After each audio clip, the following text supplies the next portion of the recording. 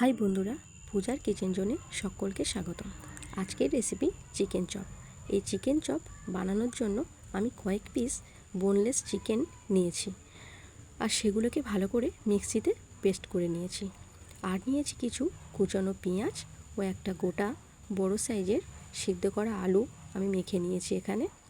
আর দিয়ে দেবো আদা রসুনের পেস্ট, সামান্য নুন, ধনে গুঁড়ো, জিরে গুঁড়ো, গোলমরিচ গুঁড়ো ও মিট মশলা। আমি এখানে কোনো লঙ্কা ইউজ করিনি, কারণ এটা আমার পাখি খাবে।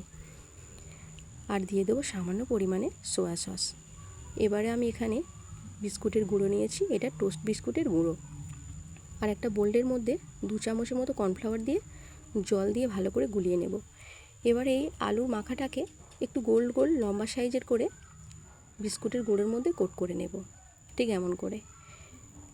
এবারে কর্নফ্লাওয়ারের মধ্যে একটু চুবিয়ে নেব, আবারও বিস্কুটের মধ্যে কোট করে নেব। ঠিক এমনভাবে সবগুলোকে করে নিতে হবে। এবারে গরম তেলে ভাজার পালা। আঁচটা একটু অল্প রেখে ভাজতে হবে, যাতে ভিতরের সব মাংসগুলো ভালো করে সিদ্ধ হয়ে যায়, ভাজা হয়ে যায়।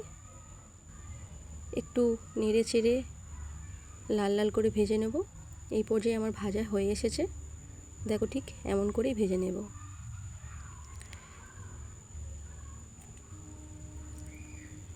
আমি এটা সম্পূর্ণ নিজের মতো করেই করেছি, তোমরা চাইলে এতে আরও অনেক কিছুই দিতে পারো। ভালো লাগলে চ্যানেলটিকে সাবস্ক্রাইব করো, পাশে থেকো। বাই।